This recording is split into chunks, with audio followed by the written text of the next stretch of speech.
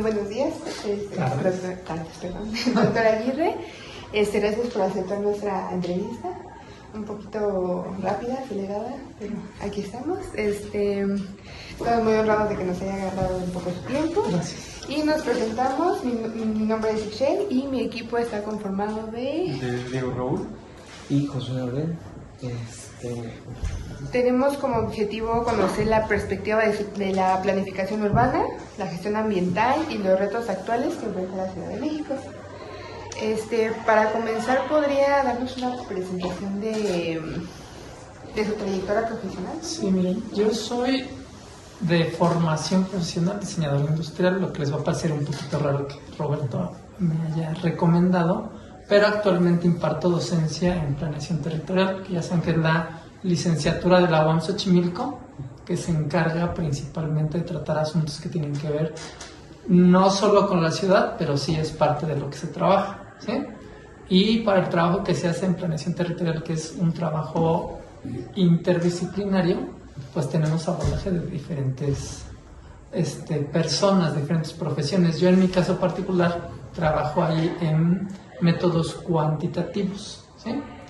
Pero digamos, mi formación siempre ha sido más amplia. Yo hice la maestría en Ciencias y Artes para el Diseño, donde también en el tronco común se abordan cuestiones generales del diseño, arquitectura, planeación territorial. El doctorado también lo hice ahí, pero a la par de eso he trabajado en proyectos que tienen que ver con mobiliario urbano, con cuestiones de planeación y gestión de áreas de vivienda, porque yo trabajé en un estudio de arquitectura en Querétaro, pero que también hacíamos proyectos inmobiliarios, ¿sí? Entonces, digamos que estoy al tanto de bastantes de estas cosas. Okay, ¿Vale? Entonces, siéntanse en confianza de...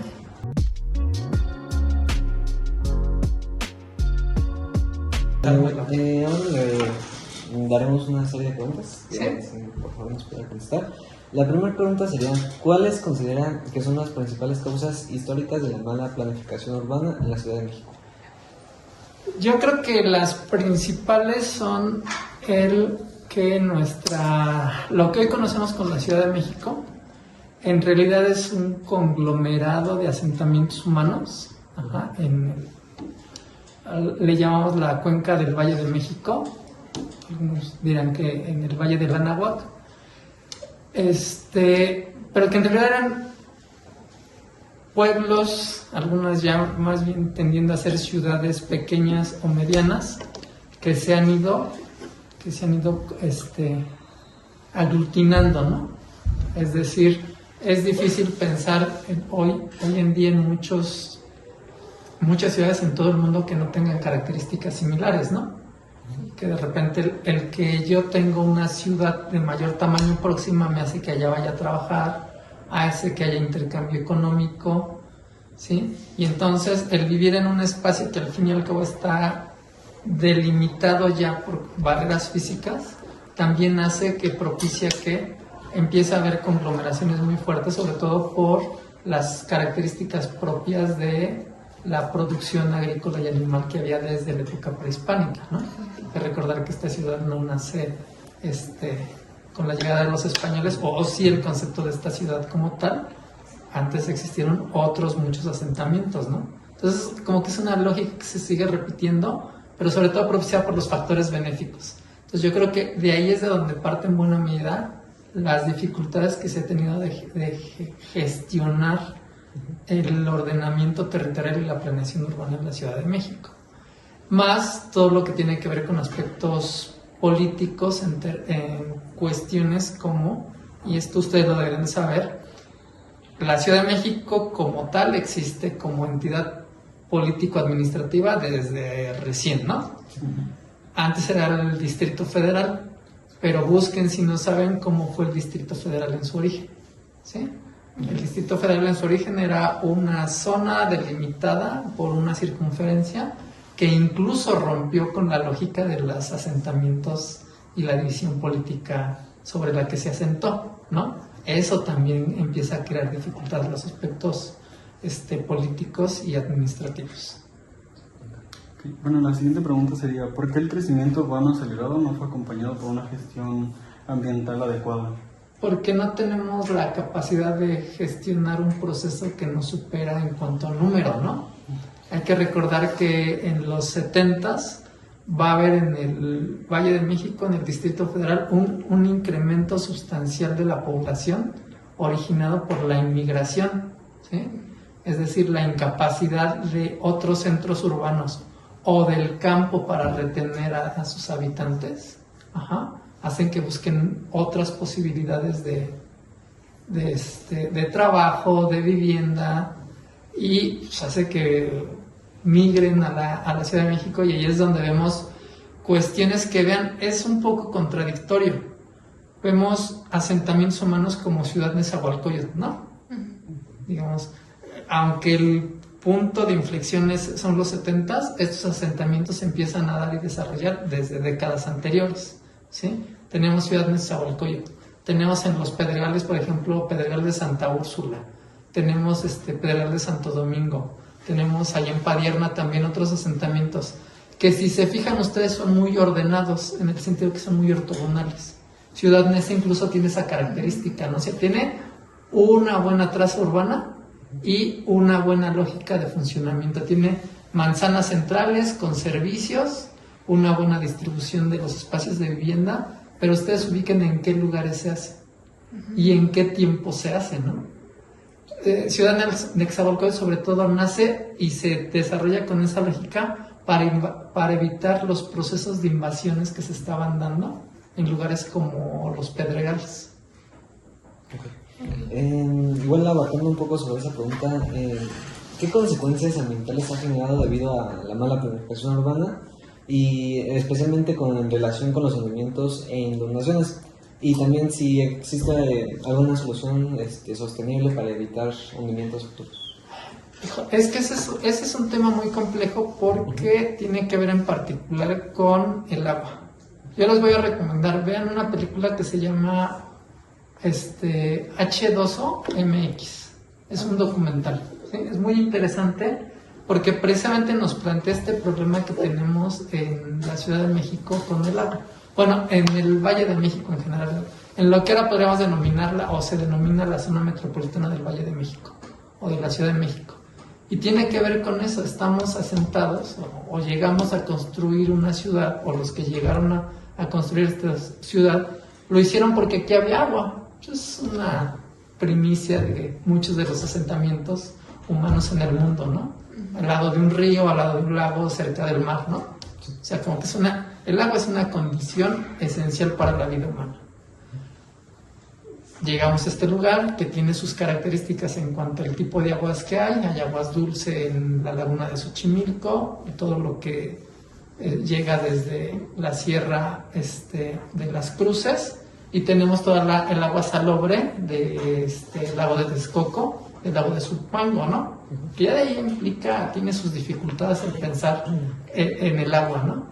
Pero vean de qué estamos hablando. Que estamos durmiendo de repente con el enemigo, pero que aparte es nuestro mejor amigo, ¿no? El agua. O sea, dependiendo cómo la estemos gestionando, vamos a tener ese problema. ¿Querías decir algo? No. Ajá. Interrúmpanme si quieren saber algo, quieren que puntualicemos en algo. Complicaciones. Pues hasta donde sabemos, hasta el momento de la invasión por parte de los españoles y que se derroca a los tlatoanis del Imperio Azteca, había más o menos una convivencia bastante, digamos, bastante fructífera o bastante amigable con el agua, ¿no? O sea, ya hasta se había construido el dique de Nezahualcóyotl que separaba aguas salobres de aguas dulces. Se estaba haciendo una intervención humana y una transformación del entorno que nos era favorable y que no tenía implicaciones, digamos, de exceso de contaminación. Aparte había una población o un conjunto de poblaciones relativamente pequeñas, ¿no? ¿Sí? ¿Qué pasa? Que después se decide, cuando llegan los españoles que quieren construir una ciudad a la usanza de España, pues construyen una ciudad que implica desecar los cuerpos de agua, los acuíferos que hay en superficie, ¿no? Y por decirlo en esa parte, ¿habría alguna forma de revertir ese evento, ¿sabes? Para que no haya tanto... A ver, sí y no. O sea, sí, en la medida de que podemos pensar mil y un cosas. Ahí está, no sé si conocen la trayectoria del ingeniero Alberto Castillo. Búsquenla todas las propuestas que hizo en términos medioambientales para la Ciudad de México, algunos muy extremos. Hizo otras cosas en cuestiones de ingeniería muy importantes para México. Pero es que el primer paso y el importante es mantener en cierto nivel la población que habita aquí. Y seguimos creciendo. Bueno, la población en general en México sigue creciendo a un ritmo más desacelerado que a diferencia de los 50 a los 80, ¿sí? Pero aún así seguimos teniendo un gran déficit de servicios. Por ejemplo, no toda la población en la zona metropolitana de la Ciudad de México tiene acceso al agua potable en Tubal, ¿no? Entonces, ese ya es un punto. Muchos municipios conurbados carecen de un abasto suficiente de agua. Ciudad de Nezahualcóyotl tiene déficit, Iztapalapa tiene déficit de agua potable. ¿De dónde viene nuestra agua potable? Dos lugares principales y tiene que ver con lo que ustedes están planteando. El primero que reconocemos es el sistema Lerma-Cutzamala, pero no es la mayoría de ahí. La mayoría del agua que consumimos en la Ciudad de México viene de acuíferos subterráneos, es decir, por pozos que ya no son un pozo que excavemos y sacamos agua potable, ¿no? Porque en Ciudad Neza rascamos 1 metro y ya estamos inundados, ¿no? No, viene de aguas de pozos profundos. Por ejemplo, el circuito que está aquí en Periférico Sur. Periférico Sur, ustedes pueden ir viendo, observando, regístrenlos cuántos pozos hay. Son pozos profundos, ¿sí? Y eso abastece de una gran cantidad del agua, de la que se consume en la zona sur de la Ciudad de México, ¿sí? En esas delegaciones. Y eso tiene que ver precisamente, de ahí se deriva el otro problema que es de interés para ustedes, los hundimientos. A ver, pensamos que un hundimiento no es problemático, ¿no? O sea, puede haber un hundimiento, no pasa nada. Si nuestra mesa se hundiera al parejo, pues decimos, pues no pasa nada, ¿no? Lo malo es que es disparejo, ¿no? Se llama diferencial. Tiene hundimientos. La Ciudad de México tiene hundimientos diferenciales porque los substratos, o sea, los niveles inferiores de nuestro suelo, son de características distintas, ¿sí? O sea, dependiendo la zona donde perforemos, vamos a encontrar roca que sea capaz de sustentar nuestras edificaciones a diferentes profundidades, ¿sí? Y hay lugares donde los pedregales, la roca ya está ahí, aunque claro, después de 6 metros ya hay tepetate y otra vez hay que excavar otra cantidad de metros y ya empezamos otra vez a encontrar roca ígnea, ¿sí?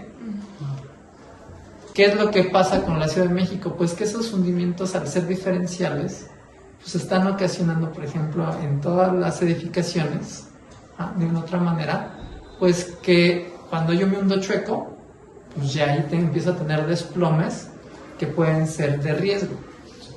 El mejor ejemplo de eso, la Catedral Metropolitana de la Ciudad de México, ¿sí? Que no, imaginemos la Catedral Metropolitana de la Ciudad de México como toda la Ciudad de México en conjunto. ¿Qué pasa?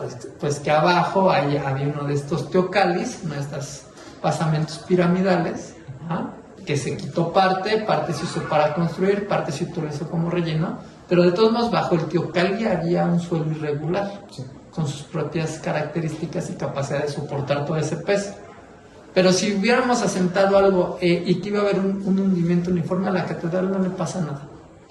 Le pasó porque en un lugar tiene más piedra, en otro tiene menos piedra, en otro hay mayor densidad, en otro menor densidad, y pues eso es lo que empezó a ocasionar que al haber hundimientos diferenciales, pues tenemos desplomes incluso en diferentes direcciones, ¿no? ¿Sí? Entonces pensemos que la ciudad está trabajando así. Incluso a nivel de calle nos va a pasar, ¿no? ¿Qué pasa? Que la capacidad de carga de un suelo, pensemos que es uniforme siempre y cuando las cargas que soporta sean uniformes. Pero si yo tengo viviendas de cierta altura con cierto peso, mis viviendas se están hundiendo de cierta manera. Y a lo mejor los de este lado de la calle se hunden más porque son más pesados y los de este se hunden menos porque son menos pesados. ¿Qué le va a pasar a lo que queda en la calle donde no hay peso? Pues está desplazándose de manera diferente, ¿no? Entonces, pues eso está creando que estamos viendo como, pensemos un poquito como la teoría de la relatividad de Einstein, ¿no? Que el espacio-tiempo se curva, ¿no? Pues es que es lo que estamos generando, ¿no? Curvas, imaginamos un modelo así como esas imágenes que nos dan de la curvatura espacio-tiempo, pues es que eso es lo que le estamos, de por sí, por naturaleza, así se comportan los suelos, y sobre todo a la escala que tenemos en la Ciudad de México. Ahora imaginemos, Y justo eso también tiene que ver con las mismas personas, ¿no? Supongo. Sí, y cuestiones que les digo es importante, legislación, ¿no? Que al final causa un aspecto político, ¿no? Responsabilidad civil, ¿no? O sea, en principio todos para construir nuestra vivienda o cualquier edificación tendríamos que solicitar un permiso de edificación en la instancia política correspondiente, ¿no? La alcaldía, el municipio. ¿Quiénes lo hacemos? Cuando en muchos casos la Ciudad de México el mayor número de viviendas son viviendas que han sido resultado de los procesos de autoconstrucción, ¿no? Entonces cada quien construye como, y ahí incluso está implicando el riesgo para las propias personas que invirtieron su patrimonio en la compra de un predio y después en ir adquiriendo materiales al paso de los años para ir construyendo viviendas, que después con el déficit de vivienda que hay, ¿qué pasa? No, hijo, no te apures, construye arriba, ¿no? Entonces una vivienda que estaba pensada para 1 o 2 niveles, ahora tiene 4 o 5, ¿no? Con el peso que implica y el impacto que tiene en el suelo, ¿no? Bueno, ya para las otras preguntas más sería, ¿qué mecanismos de participación ciudadana deberían fortalecerse para mejorar la planificación urbana? Híjole, es que con las políticas que tenemos actualmente es difícil. Me comentaba una compañera, ella es diseñadora de los asentamientos humanos. Decía, es que a veces hasta no hacer política pública es estar haciendo política pública, ¿no? O sea, mi política es, los dejo hacer, ¿no? No intervengo. Pero tiene sus riesgos, porque durante muchos años no ha habido a veces una intervención, y ahí es donde está el fuerte, ¿no? De la planificación territorial o del urbanismo. El que de primera instancia se haga la política pública, que después se ve ejemplificada en planes, programas, la parte legislativa, normas, reglamentos, ¿sí? Todo eso que se debe hacer, pero que hoy en día sabemos que además de los profesionales que no solamente son los planificadores y urbanistas, también están los economistas como su profesor, están los arquitectos, están ahora los biólogos, la gente que estudia ecología, muchas otras ramas de la ciencia y la técnica que deberían de participar. ¿Para qué? Primero, para en un principio saber qué posibles soluciones podemos dar, pero también, y es una cuestión que no es que lo diga yo, que sea algo novedoso, que las personas tienen que participar, ¿sí? ¿Cuál es el problema? Que hoy a las personas solamente les piden su opinión, ¿sí? O sea, todo lo que va a hacer el gobierno ahora lo somete a consulta, ¿no?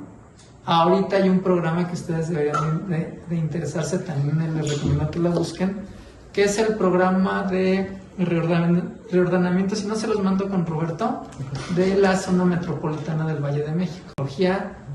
Muchas otras ramas de la ciencia y la técnica que deberían de participar.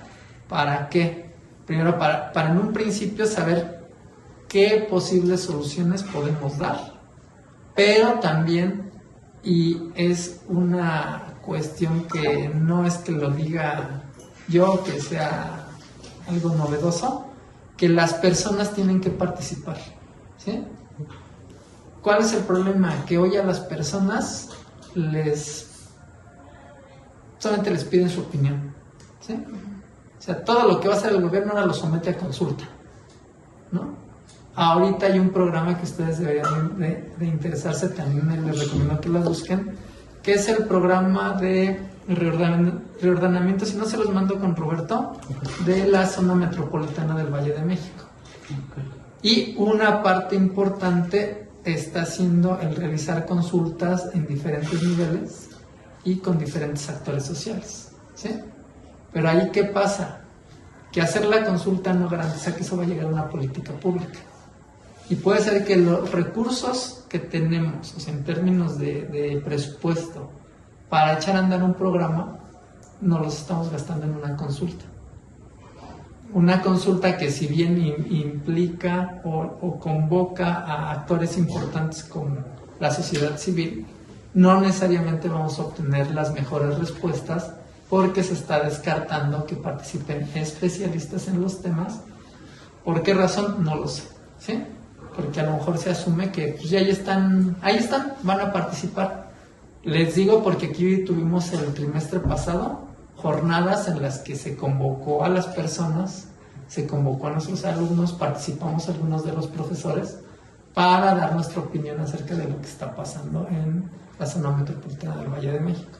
Y se tocaron temas como los que de ustedes son de interés, ¿sí?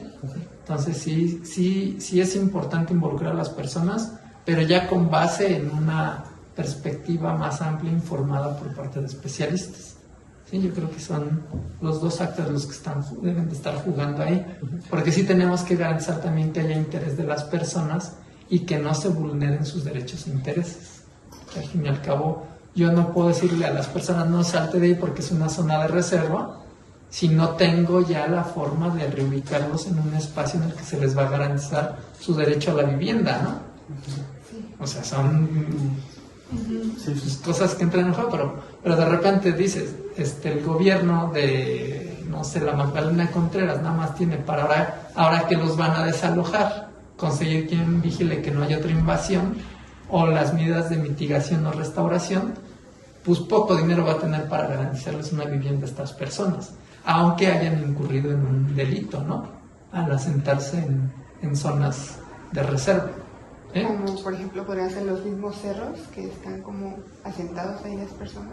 Sí, porque de hecho esa es una de las primeras cosas que se está haciendo, por ejemplo, en zonas que incluso es porque se considera zonas de riesgo, ¿sí? En barrancas o con pendientes muy grandes, que por ejemplo lo importante de esas zonas más que otra cosa es que son zonas donde se capta lluvia para que se reinfiltre de manera natural, ¿no? Entonces sí es importante que no haya asentamientos en esas zonas de reserva, tienen su importancia, ¿no? Pero ¿qué pasa? Que ¿dónde van a ir a vivir esas personas? ¿No? Sí, bueno, un poco colocando a las reservas, ¿qué estrategias consideran urgentes para recuperar o aumentar las áreas verdes en la Ciudad de México? Híjole, es que ese sí es un gran tema, porque también ahí entran en discusión muchos programas que se hacen, ¿no? Porque incluso a nivel internacional sí está establecido en áreas urbanas, incluso por acuerdos y convenios internacionales, ¿eh? Algunos nada más son de manera de recomendación de cuántos metros cuadrados de áreas verdes tiene que haber por cada 1,000 personas, ¿no? Sí. Por varios motivos, ¿no? Una es el aire, otra es la recreación y otra es incluso el agua, pero a veces inclusive factores psicológicos, ¿no? Ah, sí. ¿Sí? Sí. O sea, entran muchas cosas ahí en juego. Por eso les digo, estos temas de la ciudad y la planeación son interdisciplinarios de sí, ¿no? ¿Qué se puede hacer? Pues ahí es, por ejemplo, más que solo la planeación, es la participación arquitectónica, ¿no? Pero también tiene que ver con los estilos de vida. Ustedes vayan, vean, visiten Nonolco, Tlatelolco, ¿no? Era la ciudad del futuro, ¿sí? Sí. Y contaba con para ese entonces, lo establecido de áreas verdes mínimas, ¿sí? O sea, pero sí las tenía establecidas. Pero eso que implicaba, dentro de esta lógica arquitectónica de Le Corbusier, pues hacer grandes torres de edificios que dejan despejadas las áreas verdes. Pero ahí entra este problema de la especulación inmobiliaria, ¿no? El especulador inmobiliario no quiere una gran torre. Si él dice, tengo tantas hectáreas, no quiere una gran torre que deja libres las áreas verdes, ¿no? Dice, no, yo quiero meter cuantas torres y cuantos departamentos pueda vender en esa. ¿Sí? Un ejemplo sería como Santa Fe, ¿no? Que son como edificios muy grandes y está el parque... La Mexicana, que ¿no? Que está sentado sobre un basurero, sí, ¿no? O sea, al fin y al cabo es la reutilización de un espacio, recuperar espacios que por naturaleza, o más bien por su origen, estaban destinados a otras funciones. Eso es importante, ¿no? Pero también, por ejemplo, el recuperar el centro histórico de una manera más racional, incluso con su propia lógica de espacios y áreas verdes, ¿no? Sí. Eso existieron muchos programas, han existido muchos programas o teorías que apuntan a eso, ¿no? A una ciudad que es cíclica, ¿no? Que el centro se desocupa en cierto momento, pero empieza a ser ocupado por las siguientes generaciones que crecieron en las zonas periféricas, ¿no? Pero eso es tener una política y una visión a largo plazo, ¿no? O modelos de ciudad, algunos de los cuales se pueden, por ejemplo, hoy en día implementar en zonas que, sin ser áreas de reserva, siguen utilizando o siguen utilizando para actividades agrícolas y agropecuarias. O sea, pensemos de este lado de la Sierra de Santa Catarina, en Tláhuac, por ejemplo, toda esa zona podrían generarse mejores modelos de ocupación del territorio para fines habitacionales que los que tenemos del lado de Iztapalapa de la Sierra de Santa Catarina, en que todo el cerro pues está ocupado por casas de autoconstrucción, pero en la que las condiciones de transporte, o sea, la cuestión de la movilidad o inclusive la seguridad por el tipo de zonas en las que se construyó, hacen riesgoso que la gente viva ahí, ¿sí? O sea, yo creo que una buena dinámica en esto es hacer programas a largo plazo. Pero ya ven, tenemos aquella carta de buenas intenciones que fue la Agenda 2030, que ya estamos a 5 años de la Agenda 2030 y no se han cumplido en lo más mínimo los compromisos, ¿no? ¿Sí? O sea, también es pensar a largo plazo, pero siempre sabiendo de que tenemos que mover mucho la voluntad de las personas, ¿no? Y ahorita es un problema de que tenemos mucha gente. Usted ve a futuro que, por ejemplo, está bajando la natalidad. Entonces, sí, a nivelar un poco. Sí, hay una teoría, eso se los puede explicar mejor Roberto, porque sobre todo estas teorías de los puntos de equilibrio vienen de la econometría y de algunas teorías económicas. Pregúntenle a Roberto. Sí hay un punto en el que incluso la población va a empezar a descender. Pero ahí es con una lógica que los japoneses ya lo están trabajando. El que vamos a tener poblaciones viejas. ¿Sí? O sea, ustedes sus planes de tener hijos se están reduciendo y eso va a hacer que cada vez haya menos niños, ¿no? Sí. ¿Sí? Y entonces va a haber población. Entonces, otra vez, ese es otro de los problemas que vamos a tener en la planeación y el urbanismo. El construir desde ya ciudades para adultos mayores. ¿Sí? O sea, se ha hablado mucho, por ejemplo, en los últimos 5 o 10 años se ha hablado mucho con esta lógica de Harvey del derecho a la ciudad. Se ha hablado también de el derecho a la ciudad para ciertos grupos que se considera que no los hemos visibilizado, como los niños, ¿no? Entonces se ha hablado mucho de esta idea de la ciudad para los niños. Y dice, no, pues sí, pero al rato no vamos a tener tantos niños. ¿Para qué quieres construir una ciudad para niños? Sí, o para los niños, que incluya a los niños, cuando todos vamos a más bien ser viejos, hasta esos que ahorita son niños, en algún momento van a ser viejos que podrían estar viviendo en una ciudad que no es apta para ellos, ¿no? Bueno, otra pregunta que teníamos era, ¿por qué persisten los asentamientos irregulares pese a la existencia de leyes y programas de desarrollo urbano? Por varias razones. En la zona metropolitana de la Ciudad de México, una de las principales va a ser un proceso que implicaba principalmente la desagrarización del campo, porque tenía una intención que era que si yo le permitía a los ejidatarios fraccionar y vender sus tierras, así de plano decir, miren, aquí vamos a hacer un fraccionamiento, eso iba a llevar a que las poblaciones, incluso de la ciudad, se desplazaran hacia esas zonas. Es una buena intención, ¿no?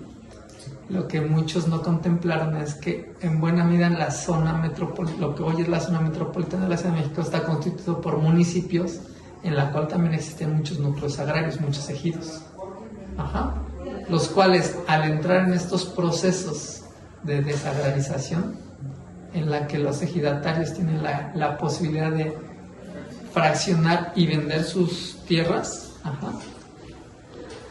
pues llevó a que muchas zonas, incluso en zonas que hoy se consideran zonas de reserva, que antes no eran zonas de reserva, porque ese es otro tema, ¿no? A partir de cuando, no es que la zona de reserva estaba ahí ya, no, en cierto momento se determinaron esas zonas de reserva, ¿no? Pues ¿qué pasa? Que muchos de esos ejidos todavía siguen en esos procesos de fraccionamiento y comercialización, incluso en zonas que ahora se están estableciendo como parques federales, reservas federales o reservas de los parques estatales, ¿no? Entonces tenemos ahí muchos actores jugando bajo algunas o amparándose algunas legislaciones y normativas que son difusas, o en las que, aunque los diferentes niveles de gobierno municipal, estatal y federal pueden participar, a veces no tienen los recursos, ¿no? O sea, ¿qué implicaría garantizar que el Cerro de la Estrella siga siendo la zona de reserva que es? Pues primero despoblarlo y después garantizar mediante algún mecanismo que no vuelva a ser invadido. Entonces, ¿qué acaba haciéndose? Un cercado más o menos útil para contener las invasiones, pero que no siempre da resultado, ¿no? Y con actores sociales importantes como los movimientos pro vivienda, tiendas de los panchitos y otros, pues tienen mecanismos ya preestablecidos, incluso de su acción política, ejercer presión para que los gobiernos más o menos no intervengan. Bueno, como otra pregunta era, ¿qué papel ha jugado la falta de actualización de los planes de desarrollo urbano en el crecimiento desordenado de la ciudad? Pues todo, ¿no? O sea, si tenías un plan que estaba pensado para un sexenio, ¿no? Pasó ese sexenio, no se actualizó por una u otra razón, pues de por sí, a ver, pensemos otra vez con la lógica de lo que tenemos que verlo a perspectiva mucho más larga que los sexenios, ¿no?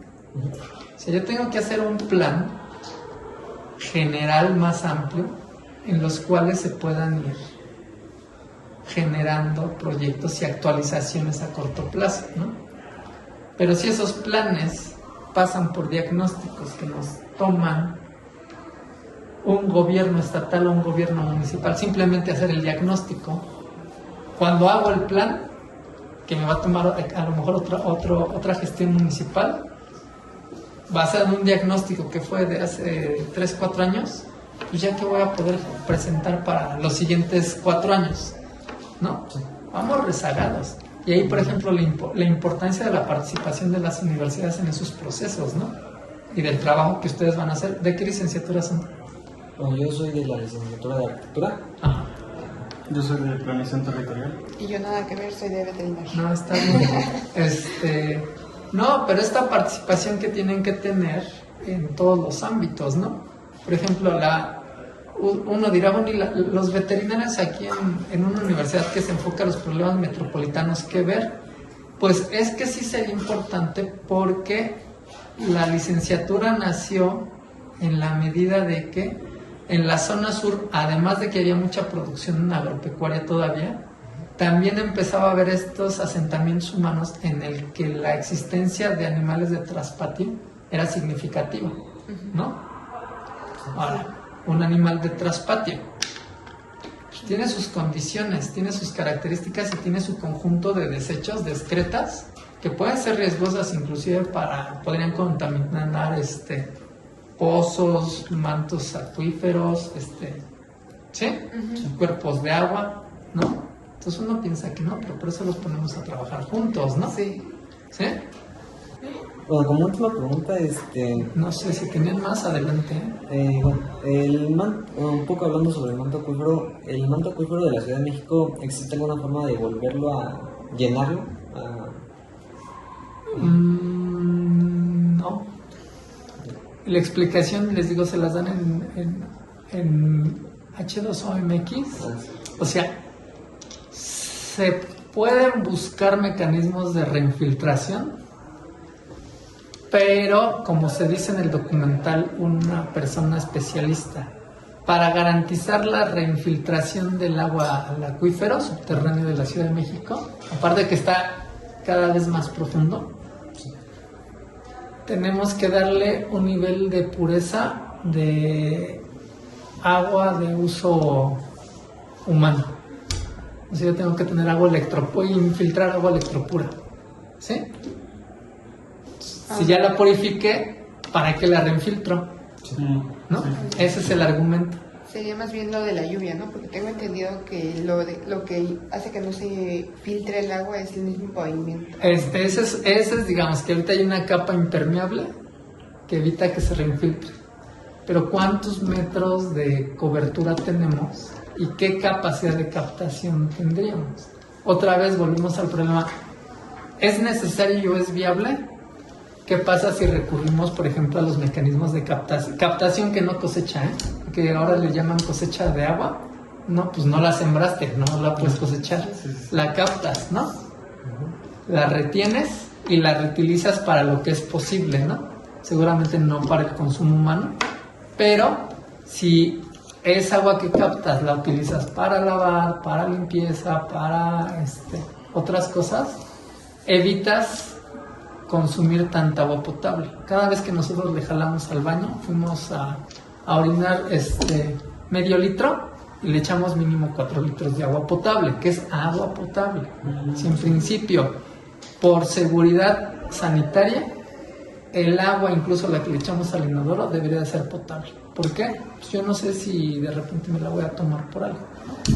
O por algún motivo, estoy lavando los trastes, me salpica la cara, me salpica la boca. Tengo que garantizar que el agua no me va a hacer daño, aunque sea lo mínimo lo que me salpica, ¿no? Entonces el agua que llega a un domicilio tiene que ser agua potable.